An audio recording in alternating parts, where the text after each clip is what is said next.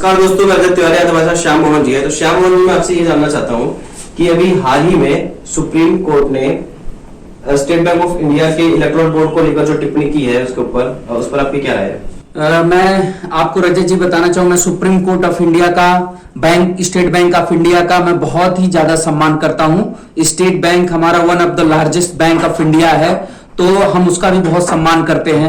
मेरा खुद का account state bank of India में है, लेकिन जिस तरह से इलेक्टोरल बॉन्ड को लेकर उसने जानकारी छिपाई और एक लंबा समय मांगा, एक लंबी अवधि मांगी किसी भी इंफॉर्मेशन को स्प्रेड करने के लिए, सुप्रीम कोर्ट में देने के लिए, ये बहुत ही गलत बात है। ये हमारे देश के लिए खतरा है, ये देश के लिए बहुत ही अनकॉन्फिडेंशियल टाइप का है। और इस तरह की जो हमारा जो पॉलिटिकल सिस्टम है ना, इस वजह से इस तरीके की परेशानियां इस देश में उत्पन्न होती हैं।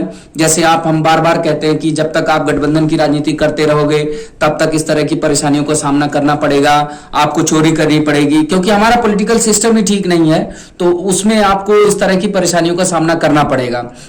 अगर इन सब चीजों को आप चाहते हैं कि स्वतः ठीक हो जाए, आप एक करके ठीक करेंगे तो ये बरसों लग जाएंगे। 70 साल पीछे, 75 साल गुजर गए, आज तक हमारा देश जिस तरह से तरक्की करनी चाहिए थी उस तरह से तरक्की नहीं हो पाई हमारे देश की। अगर आप चाहते हैं कि देश काफी तेजी से तरक्की करे और हर व्यक्ति को एक जो मूलभूत सुविधाएं हैं, शिक्षा है, स्वास्थ्य है, सुरक्षा है, चाहे किसी भी तरह की समस्या है, तो इन सब का आप निवारण चाहते हैं, खाली इलेक्टोरल बॉन्ड की सही हो जाए। अच्छा, मान लीजिए सुप्रीम कोर्ट ने इलेक्टोरल बॉन्ड के इंफॉर्मेशन को गैदर कर लिया या फिर उसने ले लिया, सार्वजनिक करवा दिया, तो इससे क्या हो जाएगा? कुछ नहीं होगा। फिर नेताओं के ऊपर कोई फर्क नहीं पड़ने वाला है, फिर वो भ्रष्टाचार करने लगेंगे, उसका कोई अलग तरीका ढूंढ लेंगे पैसे जुटाने का। करोड़ों रुपए इलेक्शनों में खर्चे होते हैं, करोड़ों अरबों रुपए की रैलियां होती हैं, तो अब वो रैलियां कहां से होती हैं? सबको सुप्रीम कोर्ट को भी दिखाई देता है, दुनिया के, हिंदुस्तान के सभी कोर्टों को दिखाई देता है, लेकिन उस पर कार्रवाई कहां होती है?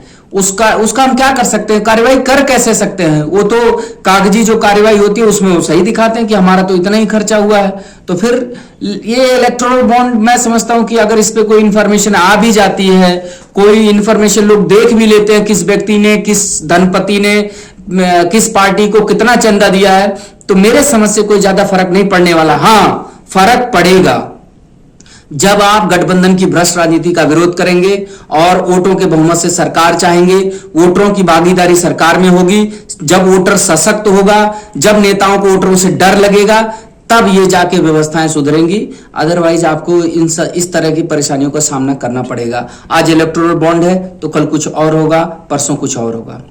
चलिए, हमसे जुड़ने के लिए आपका बहुत बहुत धन्यवाद। अन्य खबरों को जानने के लिए हमारे साथ बने रहें। धन्यवाद।